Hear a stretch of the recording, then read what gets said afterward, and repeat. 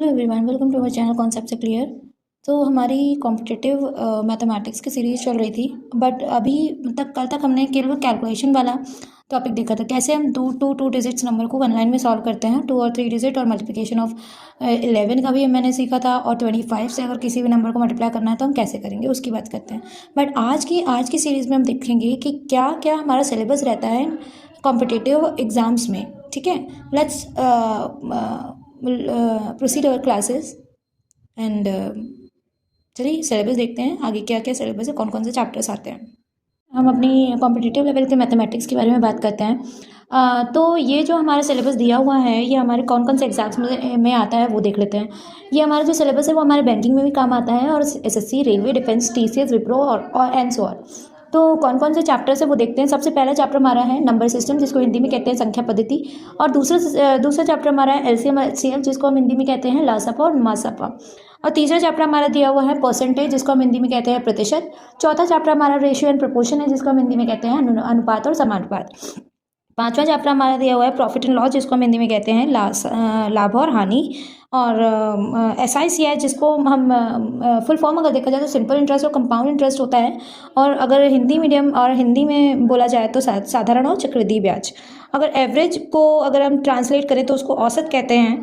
और अगर हम टाइम, स्पीड और डिस्टेंस को अगर हम बोले तो समय, चाल और दूरी कहते हैं।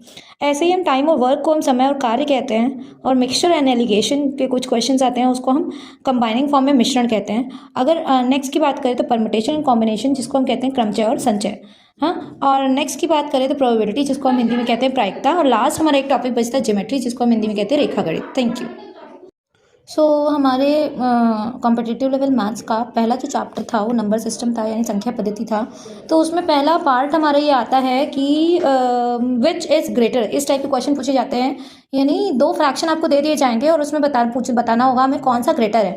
कॉम्पिटिटिव लेवल में बेटा होता क्या है, क्वेश्चन ज़्यादा टफ नहीं होंगे, लेकिन वो आपकी स्पीड मैटर करती है, कितनी जल्दी आप उस क्वेश्चन को अटैम्प्ट कर लेते हैं और सॉल्व करके नेक्स्ट क्वेश्चन पे जाते हैं। ठीक है, तो हमारा पहला क्वेश्चन है 3/4 और 5/8 में कौन सा पार्ट बड़ा है। तो इसमें देखिए करना क्या होता है, दो पार्ट अगर आपको दिए रहते हैं, देन आपको क्या करना है, सिंपली अप्लाई करिए cross multiplication method. Cross multiplication just like जो सेकंड फ्रैक्शन का डिनोमिनेटर एंड फर्स्ट फ्रैक्शन का न्यूमरेटर मल्टीप्लाई करेंगे अगर 24, और मींस फर्स्ट का डिनोमिनेटर एंड सेकंड फ्रैक्शन का न्यूमरेटर मल्टीप्लाई करेंगे 20। ठीक है, इन दोनों में से अब कौन सा बड़ा है, ये बड़ा है, तो यानी इस पार्ट का इस तरफ का जो हमारा जो फ्रैक्शन होगा वो ग्रेटर होगा, यानी 3/4 इज ग्रेटर देन 5/8। ठीक है, ये क्वेश्चन कब लगाया जाता है, जब हमारे दो को फ्रैक्शन को कंपेयर कराया जाता है। सिमिलरली अगर आप सेकंड क्वेश्चन देखें, क्रॉस मल्टीप्लिकेशन लगाएंगे तो देन 11 मल्टीप्लाई बाय 7 77, और 5 और 9 मल्टीप्लाई का 45, कौन सा ग्रेटर है। बट यहाँ पे क्वेश्चन कह रहा है विच वन इज स्मॉलर, तो स्मॉलर में आपको सर्कल करना है, तो ये वाला हमारा स्मॉलर है, तो यानी आपको क्या करना है, ये स्मॉलर इज इक्वल टू 5/11। अब नेक्स्ट में अगर आप देखें विच इज ग्रेटर, इन दोनों में फिर से वही चीज़ आ रही है। आप फिर से क्रॉस मल्टीप्लिकेशन अप्लाई करिए, 7 3 = 21 और 3 5 = 15, तो इन दोनों में कौन बड़ा, ये बड़ा है, तो यानी तो आपको जिस साइड का आपका क्वेश्चन नंबर बड़ा होता है उसी साइड का आपका फ्रैक्शन भी ग्रेटर होगा, यानी ये क्वेश्चन ये पार्ट, यानी 3/5 इज ग्रेटर देन 3/7। ठीक है, अब यही हमारे क्वेश्चन, अब ये नेक्स्ट वाला पैटर्न हमारा ये कहता है कि अगर हमारे क्वेश्चंस के में मोर देन 2 फ्रैक्शंस अगर आ जाए तो क्या करना है। वैसे तो आपको क्या करना है, आप दो का कंपेयर करा के आप सॉल्व कर सकते हैं, बट लेकिन आपको एक ही फॉर्म में अगर करना है, सॉल्व करना है, तो आपको क्या करना है, एलसीएम लीजिए, एलसीएम और taking LCM of denominator just like 4 5 और 6, नीचे वाले पार्ट का यानी डिनोमिनेटर्स का यानी हर का आप वो ले लेंगे, क्या एलसीएम ले लेंगे। तो आप देखेंगे कि आपको 4 5 और 6 तीनों का एलसीएम में क्या करेंगे, कौन सा आपका एलसीएम आएगा, कैसे एलसीएम निकालेंगे। वैसे तो आप ये पार्ट ये 4 5 6 एक साथ भी निकाल सकते हैं, लेकिन आपको अगर आप जल्दी आप सोच सकते हैं तो आपको देखना ही होगा कि इन तीनों में कौन सा ऐसा नंबर है जो तीनों में आ सकता है, तीनों का टेबल में आ सकता है। 26 के टेबल में नहीं आएगा, 24 5 के टेबल में नहीं आएगा। जस्ट लाइक अगर आप देखें तो 60 आ सकता है, यस 60 आ सकता है। तो आप अगर देखेंगे तो इसका एलसीएम क्या आएगा, लीस्ट कॉमन फैक्टर एलसीएम या मल्टीपल। ठीक है, तो आपका क्या है 60। ठीक है, ये आपका आया 60। अब आपको क्या करना है, ये प्रोसेस अभी अभी तो आपको बहुत थोड़ा सा स्टेप टेकिंग लग रही है या टाइम टेकिंग लग रही है, लेकिन आपको जब आप हैबिचुअल हो जाएंगे तब वो टाइम टेकिंग नहीं होगी। अब आपको करना क्या है, यहाँ पे सबके डिनोमिनेटर्स में आपको 60 लिख देना है। 60 60 एंड 60 3 फ्रैक्शन है तो तीनों में 60 लिख दिया है। अब यहाँ पे आपको क्या करेंगे, 4 को आपको 60 बनाना है, तो यानी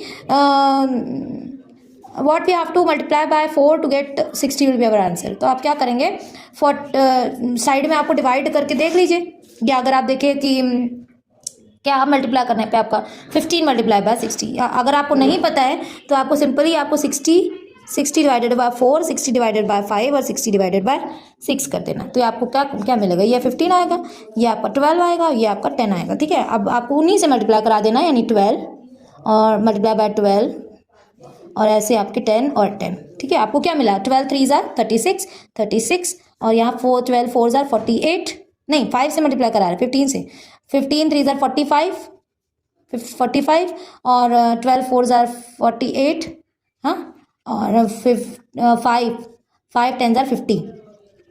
ठीक है, अगर आप ऐसे, अब यहाँ पे डिनोमिनेटर्स आपके इक्वल हो गए हैं। अब आप सिंपली आप इसके न्यूमरेटर, जैसे क्वेश्चन कह रहा है, क्वेश्चन में जैसे नंबर्स हैं उसके अकॉर्डिंग आप देख सकते हैं which one is greater, 5/60 is greater, sign लगा देंगे, और 5/60 अगर ग्रेटर है तो आपका ओरिजिनल फ्रैक्शन 5/60 का क्या था, हमारा 5/6 था। ठीक है, चलिए तो आप क्या करेंगे, 3/4, हमारा एक्चुअल आंसर क्या रहेगा, 3/4 is greater less than 4/5 less than 5/6। ठीक है, ये हमारा आंसर हो जाएगा। ठीक है, ओके।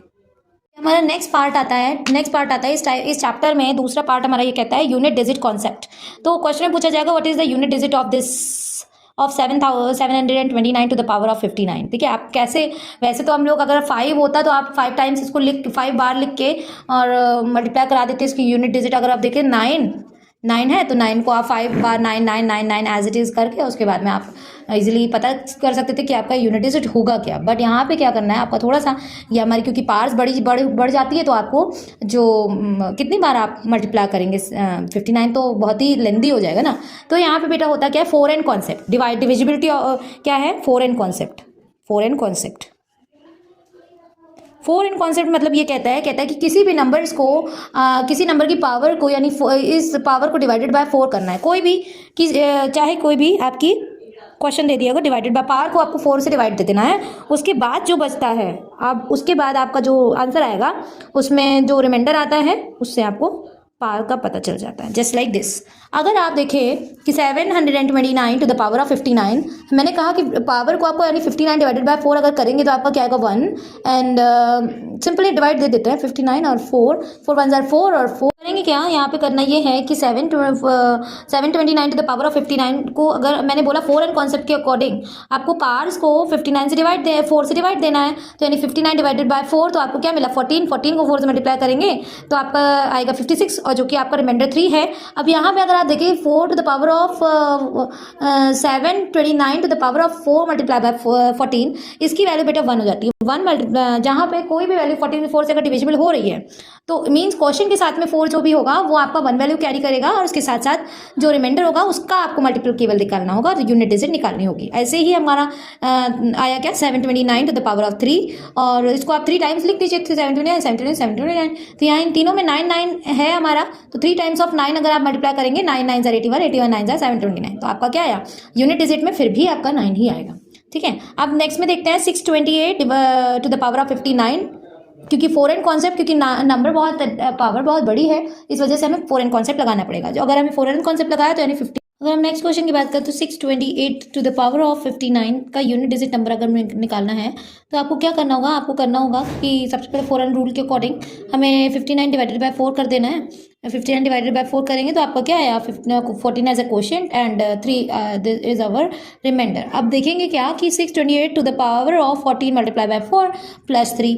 अब यहाँ पे आपको क्या कैसे पता करेंगे कि 628 टू द पावर ऑफ 8 कितनी होगी उसका, या इसको आप याद रखिए कि 8 की पावर कुछ भी हो, अगर आप 4 मल्टीप्लाई बाय इवन नंबर, तो आपकी जो यूनिट डिजिट होगी वो आपकी 6 आएगी। ऐसे ही अब आपका क्या है, रिमेनिंग में आया 628 टू द पावर ऑफ 3। अब क्या है, 6 को आप तो यूनिट डिजिट, एक पार्ट की हमें यूनिट डिजिट पता चल चुकी है, अब दूसरी पार्ट की हमें पता करनी है। तो 628 में आपका यूनिट डिजिट 8 है, 8 टू द पावर ऑफ 3 अगर करेंगे 8 इंटू 8 तो मल्टीप्लाई बाय 6, और 8 into 8 mean 64, multiply by 8 multiply by 6। इसमें अगर आप यूनिट डिजिट 8 4 जार 32, 32 6 जार, अगर आप फिर भी देखेंगे तो आपका यूनिट डिजिट 2 ही आएगा। So this one is our answer will be 2। Question हमारा आता है 622 divided to the power of 64 का हमें यूनिट डिजिट निकालना है। By the rule of 4n के अकॉर्डिंग अगर हम देखें तो 64 को अगर आप 4 से डिवाइड करेंगे तो आपका 16 क्वेश्चन की जगह पे आएगा और रिमाइंडर नहीं बचेगा। तो हम लिखेंगे क्या इसको, 622 टू द पावर ऑफ 64 का आप लिख सकते हैं 16 मल्टीप्लाई बाय 4, ठीक है, 16 मल्टीप्लाई बाय 4। अभी इसकी वैल्यू अब हम कैसे निकालें, अब यहाँ पे तो इसकी वैल्यू कोई भी मीन्स 1 तो आ नहीं रही है, जस्ट लाइक 2 के टेबल में 1 नहीं आता है आपका यूनिट डिजिट में, ठीक है। करेंगे क्या, 622 to the power of 16 to the power of 4, इस तरह से आप देखेंगे। 6 तो 2 टू द पावर ऑफ 16 आप देखेंगे अगर, तो 2 to the power of 16, 2 to the power 16 अगर आप देखेंगे तो यहाँ पे आएगा 4 इंटू 4 इंटू 4, ठीक है। तो 4 मीन 4 4 जार 2 2 जार 4 2 2 4 4 मीन अगर आप 4 2 के पावर 4 का वैल्यू आएगी unit digit is equal to, जितनी वैल्यू आप 2 के पावर 4 की आएगी उतनी वैल्यू आपकी 622 टू द पावर 64 की आ जाएगी। ये आपकी यूनिट डिजिट आई 6। कल हम इसी के आगे के क्वेश्चंस देखेंगे, आज तो थोड़ा सा कॉन्सेप्ट ही हो पाया है और कुछ क्वेश्चन हुए हैं, कल हम इसी के आगे प्रोसीड करेंगे। Thank you so much.